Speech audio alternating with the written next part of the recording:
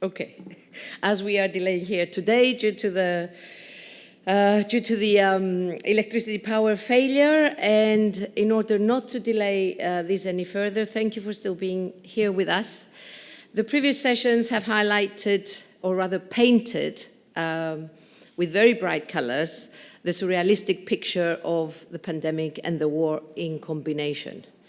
In her next final panel and session, Dr. Iliana Christodoulou-Varotsi is going to actually discuss with her two panelists that she will introduce shortly.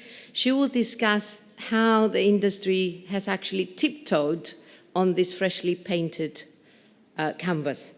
So with no further delay, Iliana, the floor is yours to discuss the market response to the implications of the Russia-Ukraine war in front and behind the scenes, a discussion between owners and insurers. The floor is yours. Thank you, dear. Please join me, Ian.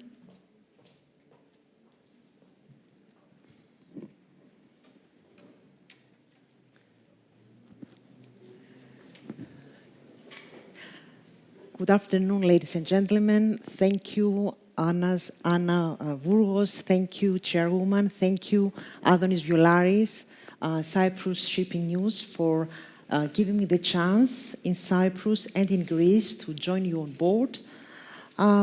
Before we go on, as we have been talking about war risks, a bit of situational awareness. We shouldn't forget that we are next to the famous battleship, the Averov. Some of us have also survived the war, like in Cyprus. My point here is that war risks have always been part of the landscape. But what comes to a surprise is to see marine insurance topics in international headlines. So times have changed. Nevertheless, I don't think that we can say that sanctions are something new. Sanctions have always been there in one form or another. And since we are in Greece, many of you, I guess, must remember or must know the so-called Megarian Decree, which was adopted in the 5th century BC, as a form of economic sanction by the Athenians, because the Megarians had annoyed them. And Megarian traders were banned from Athenian markets. In Cyprus, I had also referred to the sword of Damocles when I was referring to compliance and sanctions due diligence hanging above practitioners' heads. I think I'm going to skip this, and I'm going to say that regulatory compliance nowadays has become something like a Lernean hydra, where you have heads regenerating all the time, and you cannot stop dealing with new situations. This is novel. The fact that you have so many new risks around, and we will have more risks in the near future if you take into consideration autonomous and semi-autonomous shipping. In the first panel, we had the chance to set the scene and also comment on many interesting aspects, including topics which go beyond the confines of this panel, like ESG, decarbonization, alternative fuels, etc. Then we had the case study, which was very interesting and powerful as a concrete illustration of what can happen in practice. Let me put in the spotlight the video by Fred Kenny, IMO. We had the chance to listen to him in person live in Cyprus. This is a humanitarian achievement that deserves to be underlined, because we all understand that unless the humanitarian grain corridor is ensured, we're going to have more inflation and more issues, especially in less developed part of the world. So ongoing discussions, hopefully we keep fingers crossed for the ongoing negotiations. And here we are with our panel, which focuses on sanctions and marine insurance. We understand that we had inputs from the previous panels. Nevertheless, we can also elaborate on a number of aspects from your perspective. And I think we are especially honored to have with us very experienced professionals in their respective fields. So next to me, we have Mrs. Theodora Mitropetrou, General Counsel, Seanergy and United, and Mr. Ian Clarke, Head of Claims West PNI, Greece. And before I go on, let me say that I hope we have the chance to have questions from the audience. So in this changing context, with so many different regimes governing sanctions, we have Russia sanctions coming from different jurisdictions. So this is clearly a very demanding context. We understand and we have seen insurers pulling out and not offering cover. What were your experiences, Theodora, in this context? What was the stance of your companies, and how have you dealt with the situation where there was a certain difficulty in ensuring cover, to say the least? Thank you, Iliana. Thank you for the invitation. It's a great pleasure to be here today to share my views as being an in-house lawyer for the past 15 years at Seanergy and recently United, as United is a spin-off of Seanergy. I want to say just two words for Seanergy and United. They're both publicly listed entities in the US capital markets. Seanergy is a pure Cape-size play owner, whereas United is more a diversified shipping company. Our experience has been a good one, mainly because since the outbreak of the war, we have not had instances where we actually did not call any Ukrainian or Russian ports. Mm-hmm. So from that perspective, I would say, and from my perspective, we have been quite lucky in the sense that we didn't have any insurer pull out cover or face great difficulties. What I can say, though, we had a vessel just before the outbreak of the war that was waiting to berth at Taman, Russia. And it was just a few days before the outbreak of the war. And we went through a very lengthy process at the time whereby we spoke with all our insurers, we appointed local PNI correspondents, we also had an English solicitor specializing in this type of advice, advising us on what should we do, because the situation just a few days before was quite critical and it was ever-changing. So it was very important for us to know our position. And of course, at the end, we had to reserve our rights towards our charterers in whether we would berth the port or not. Fortunately, we left in time just before, but the experience showed us from the beginning how challenging it would be for us and for me and my team, being the head of legal and insurance and claims department in the two companies. Mm-hmm. And Ian, do you think that our perception of war risks has changed since the commencement of the hostilities and the imposition of sanctions? I'm not sure it has really. The war risk insurance has been around for a very long time, and of course we've seen a number of wars and conflicts over the years. Particularly the Iran-Iraq conflicts that have seen war risk underwriters start to become involved. So in this instance, P&I insurance, which is the area which I'm primarily concerned with, where you would find the P&I starts to drop away because of the war risk element. The war risk insurers should really dovetail through so that those policies become quite continuous to give that layer of protection for the insured. Now, in this instance, of course, some of the issues that some of my members saw was that the war risk insurance premium really started to grow and grow and grow, and that was something that was brought to the fore in the case study as well. And that's something for a matter of commercial negotiation, a discussion with the charterers who may be ultimately reimbursing the cost of that additional war risk insurance premium. So, I think we have seen a change in complexion. I think there was perhaps a little bit of a sharp intake of breath from many underwriters when they saw the potential scale of the number of vessels which were caught in the Ukraine area, and thankfully the grain corridor allowed quite a number of vessels to be released.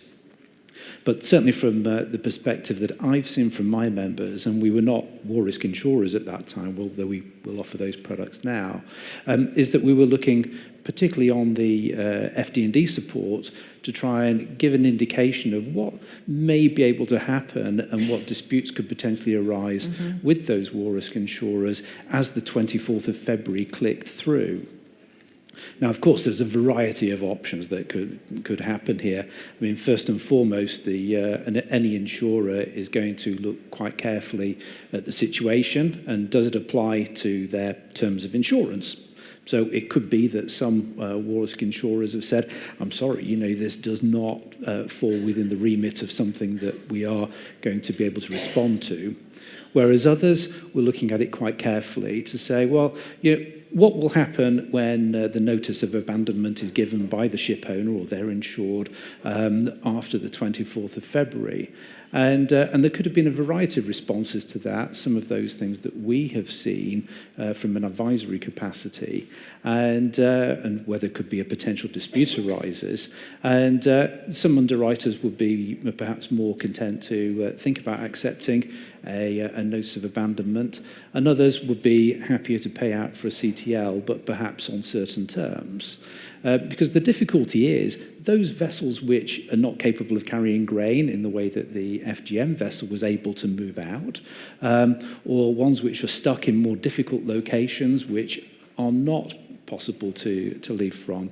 Would a notice of abandonment be something which a hull underwriter would want to accept?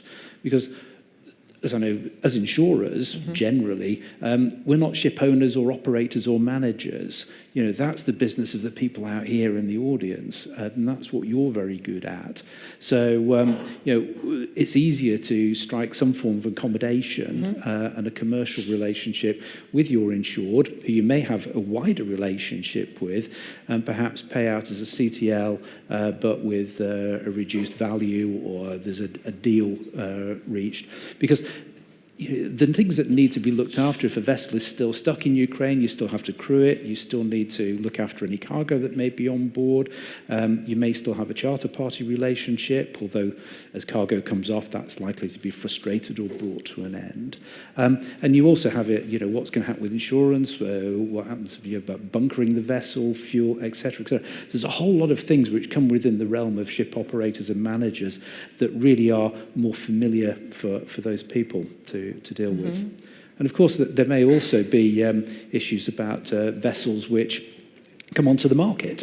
Because they are in Ukraine, they could be perceived as being a good deal. So I think that from my understanding, there has been some activity in the S&P market with some of those vessels, although it may be a little bit speculative as to when you may be able to take them fully into your trading ownership.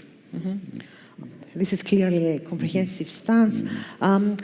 Narrowing down the focus on regulatory compliance, I understand that it was a business choice not to trade to the areas concerned. Nevertheless, Theodora, you're a lawyer.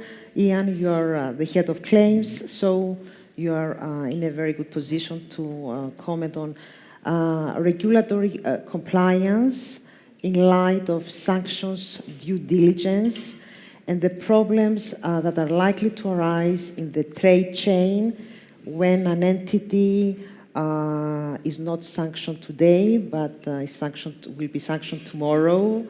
The legal uncertainty which stems from the situation, not to mention the fact that we have so many jurisdictions involved with the matter, and different regimes governing sanctions, UN, US, EU, Australia, the UK, possible conflicts, or in any case, legal uncertainty is an issue, and I think you are in a very good position to comment on this, even though you may have not dealt with the issue as a result of the business choice that you mentioned before. Thank you. Yes, sure. I mean, we did not actually call the Ukrainian and Russian ports. Nonetheless, we went through the motion of going through potential fixtures and having to decide after performing the non-exhaustive due diligence, sanction due diligence test that we had in deciding on whether we would go ahead or not. It is important to stress here that these sanctions regulations have widened considerably since 2022, which leads to more, to stricter due diligence tests. Speaking with all the insurers, as it was mentioned at the previous panel, every insurer has its own lists and their own answer to the due diligence you provide. So it's quite challenging. We, as a company, of course, we have an internal compliance department within the legal and insurance department, whereby we keep abreast of all the regulations that are in place from time to time. And we, of course, perform the due diligence checks that we need to every time we examine a potential fixture. We, as a company, as two companies that are separate, but they are both US-listed companies, so it's very important for us. Regulations, whatever form or in relation to whatever they are, we abide by them by best practice and as companies anyway. Our management and board of directors generally prefer, when we can, to stay clear of uncertainty. And it has been the case in this instance for us. I'm prompted by the comment that you have just made, that different insurers have different questionnaires. This makes me think that this is an excellent occasion, perhaps, to bring forward or to point to the need in the industry to have a certain harmonization or best practices so that the questionnaires and the approaches on the part of insurers are similar. In this way, the industry can save energy. Ian, what is your stance? What is your experience concerning regulatory compliance? I think you really need to go back to the basics on this, and the fact that so many entities are involved. The sanctions regimes of from the UN, the UK, the EU, etc., are very wide-ranging and do have subtle differences between them as well. So for any member who is going to look to trade to an area where sanctions may be applicable, really does have quite a big task ahead of them to try and get that due diligence obligation fulfilled. Now, as to whether you can have a common form to deal with those things, I don't really know the answer to that. I mean, that may be something that certain alignments of types of insurers or parties who've got an agency within the maritime adventure would like to agree upon. But what I would say is that the nature of the due diligence will depend upon what you're attempting to do, and it's quite extensive. You can't delegate it, so you can't just send me a list of some parties and go, well, that's okay, isn't it? Because I won't be able to give you that answer. And one of the really important things about due diligence is that it helps to protect you if something does go wrong. You need, if you're caught by OFAC or by the EU, or you're questioned by any one of those the sanctioning bodies, you need to be able to demonstrate that you've asked the right questions, you've made sufficient inquiries that are reasonable and proportionate for the circumstance and the trade that you're likely to conduct. So it's a very, very difficult thing to be able to say one size fits all. And of course, the devil is in the detail with all of this. I've seen some instances where, as one of the people who's partly responsible for compliance within the club, I was given a whole list of things that have been done by a member, and they said, well, our hull underwriters think this is absolutely fine for this trade we want to do to Russia. And we make no judgment as to whether you should or shouldn't do something. We only looked at the legality of it. And I had a quick look at it and said, you can't do it. And the reason is everybody had done a huge amount of work on looking at the SDN list and worked away and said, who's the beneficial owners behind this, that, or the other company. But they hadn't properly looked at what the regulations were. And in this instance, a vessel had to have been prior insured before, I think it was about the 4th of June. It was only purchased at the start of July, so therefore it didn't have subsisting insurance. So we were not in a position to say, yeah, you're covered for P&I, because you weren't. And the same would have gone for the hull underwriters, who had said everything was fine. So, the devil really is in the detail, and you've got to look back at those regulations, look at it afresh.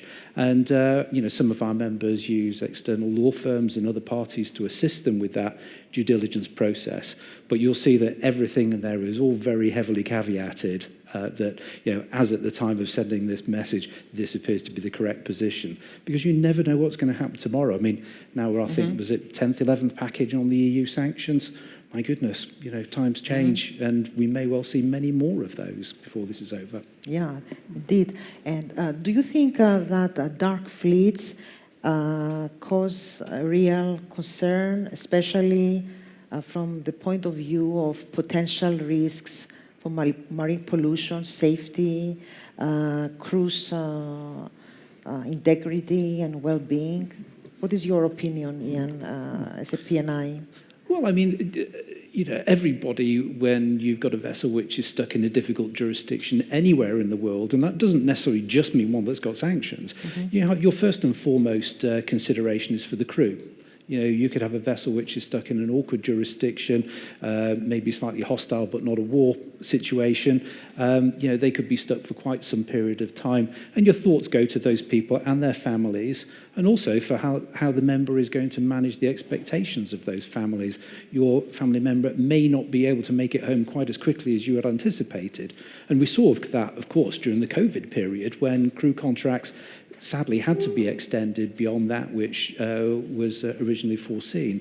So yeah, on the to take your point a little bit further, as to how people are able to respond, we will always do our very best to be able to respond to the members' needs. But any claim that does arise or any situation will always be taken on its own facts, its own merits and its own basis, and we will always do our best to move heaven and earth to try and do the best for our member. And I have to say, particularly our correspondents throughout the Ukraine have been absolutely fantastic throughout all of this period in providing great support, understanding and comprehension.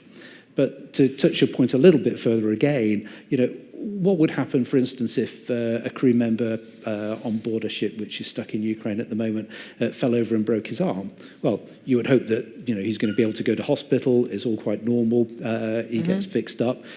you hope that you may be able to get him repatriated if he's not going to recover in sufficient time. But if he happens to be struck by shrapnel or hit by a bullet, that's going to move on to the war risk P&I side of things. So, that's again where I talk about the dovetailing between the P&I policy and the war risk P&I, and hopefully, provided those insurances are in place, particularly the war risk insurance, there should be no material difference in how things are responded to.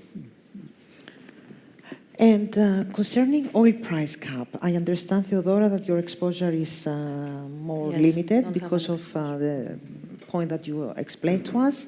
Nevertheless, you may have an opinion about oil price cap and the logistics. And I would like you, Ian, afterwards to share your inputs about oil price cap. It was mentioned before, but there is room for additional insights. That is why our colleagues are here, to listen to as many opinions and thoughts as possible. The logistics, the attestations, the complications, the legal uncertainty. From your perspective, you take a distance, but Yes. Is it frightening, first of all? Which may explain... I wouldn't say it's frightening. I would say it's an exercise that you have to go through. Obviously, the attestations that need to be provided are embedded in the insurance policies. So you have to go through that process. And it's not enough. You have to provide an attestation every time.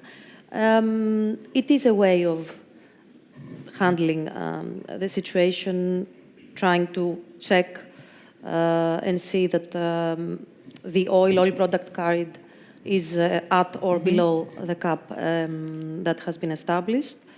We'll see how this will play out going forward. Yeah, it's going to be very interesting to see what happens. But I think, as Stephen Martin mentioned earlier on, the oil price attestation process, administrative as it is, seems to be about the best that can be achieved at present. It's a compromise, and it's an administrative exercise that needs to be complied with, and people need to give that proper thought and consideration. And of course, if anybody thinks that something isn't quite right, then you need to ask. And you keep on asking until you get, what you perceive to be a sufficiently clear answer to give you the confidence that you've exercised your due diligence and that certificate of attestation on the price cap is one that is truly reflective. But one thing I would like to mention is, of course, lots of vessels have been taking Russian oil and products, and then looking at STS, particularly off Ceuta. We've seen a number off the south of the Mani. And it's very important, if you're going to be taking crude off particularly to the Asia-Pacific region, by STS from one of those vessels, the attestation applies from start to finish, so until customs clearance. So it's not just at the time of loading your ship or by STS, it goes all the way through. So you have to be quite careful throughout that process. And of course, we await to see what happens as oil prices change and the commercialities and politics start to intervene, and we see whether things are going to get better or more difficult. But also one thing to remember as well is that vessels which are doing this trade, and it is quite legitimate, of course, to do it, it's within the bounds of the law that at present, watch out for switching off your AIS. We recently gave a short notice to our members last week. I think maybe something similar has come out from the other clubs as well. If you want to raise the spectre of suspicion over your activities, turn off your AIS. Yeah. But if you don't, and you're doing quite legitimate business, keep it on. It's good for navigational safety apart from anything else. Yeah, there is room for awareness concerning these matters. And deceptive practices are deeply associated with switching off AIS, which can be tolerated only on the grounds of safety, as we all know. I understand that we have time constraints. Nevertheless, if I have the possibility, I would be happy to take questions for our speakers from the audience. And this would be a nice way to ensure the expected interaction between our guests and the professionals who have been attending the event. Are there any questions? Please do feel free to react, to raise any points which are unclear or which call for additional inputs. So there is legal certainty, everything is clear. I think Sarah. Nice. Thank you. Hi. I was just wondering more for Ian rather than Seanergy. As a result of the war, have you seen any MLC cases where owners, especially small ones, Greek or other, have just decided they're going to abandon their vessels and that's the end of it? And how have you dealt with those, if you have? Or if you're aware that from the IG committee that there's been any? I can answer it very simply. I haven't. But that's not to say that these things may not have happened. Any vessel owner with a vessel which is unable to trade finds their cash flow squeezed, and that may result in them, unfortunately, having to abandon their vessels. And sadly, the consequence of that is the crews sometimes get abandoned as well. And that was the whole purpose of the MLC, to enable those crews to recover the last 3 or 4 months of wages and be repatriated. So we've seen that in other areas of the world. I personally haven't seen it in the Ukraine area, but that doesn't mean to say it wouldn't necessarily have happened. And that, of course, gives rise to those questions about types of insurer which are not within the group, where we've got some quite comprehensive procedures in place for dealing with MLC issues. But certainly for other insurers, that may have been an issue that's arisen, but not one that I've experienced. Thank you, Ian. Any other questions, please, or comments? I think this is an excellent opportunity to make the most of our guest speakers. No? I make a comment. Just a bit earlier, I think the word harmonisation was used. Yeah. To me... By me. Thank you very much. I'm hungry, so I'm going to keep it very short.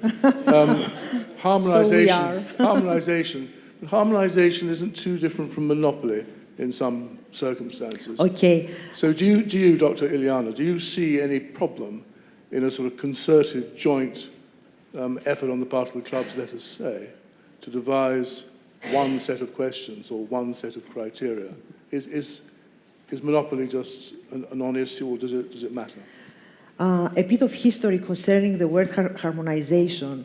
As a former external law drafter for the Republic of Cyprus, harmonization is the term used for harmonizing directives, for harmonizing national legislations to EU directives. So in other contexts, the word harmonization may be a little bit excessive or not the best word to be used. In this case, I think it is safe to say that there is room for industry, for good industry practice. There is room for simplifying the procedures, or in any case, making the procedures more user-friendly and avoiding discrepancies either in the method, in methodology, or in the content. So it cannot be one uniform questionnaire, obviously, which would be nearer to the word harmonization. But I think there is room for industry good practice so as to make the procedures more user-friendly, make the industry spend less time on things that can be more straightforward. A speaker in Cyprus had grasped the opportunity of the event to refer to some initiatives that take place at present in this direction. You're most welcome. I think there's perhaps a slight, there's it would be easier to have those types of common approach through industry bodies where it's simply tanker operators or simply bulker operators, because the questions that you're likely to ask are more likely to be along the same themes. We can all know who the parties who are going to be involved, who's the physical supplier, etc., and that's probably fairly routine. But if they come down to more specific types of issues, that may actually be more helpful for industry bodies to try and put together a more common form. And still, though, the results may be different between one insurer and the other, as you also mentioned before. Yes, indeed. Yeah, one may think of know your customer practices followed by banks in the framework of anti-money laundering legislations and requirements. They are not exactly the same, but they are more or less the same. In any case, we have to think also about the main business project of shipping companies. They still need to have time to spend on their commercial projects while being 100% compliant, of course. All right. If there are no other questions or comments, yes, please. Captain Elias. Hello. Iris, The only thing I wanted to add, basically on the grain corridor, is that this would not have happened if it wasn't, let's say, for the insurance industry to back the whole operation. And it has to go full kudos to Lloyd's, where it was the first ones to step in and actually made this happen, that they will be insuring the whole project. So insurance and together, Lloyd's and IOMI together, we helped very much on this particular occasion. And just to remind to everyone that sometimes insurance might come at a cost, but it makes everything else possible. That's all. Yeah, this is an excellent remark. And let me stress once again the importance, how crucial this humanitarian corridor is. The role of insurers obviously cannot be overestimated as far as this undertaking is concerned. So I think I can bring this panel to an end. Thank you very much for your inputs and for sharing your thoughts with us. And I'm going to ask our chairwoman, Mrs. Anna Burgos, to take the floor and share with you the takeaways of today's conference. Thank you.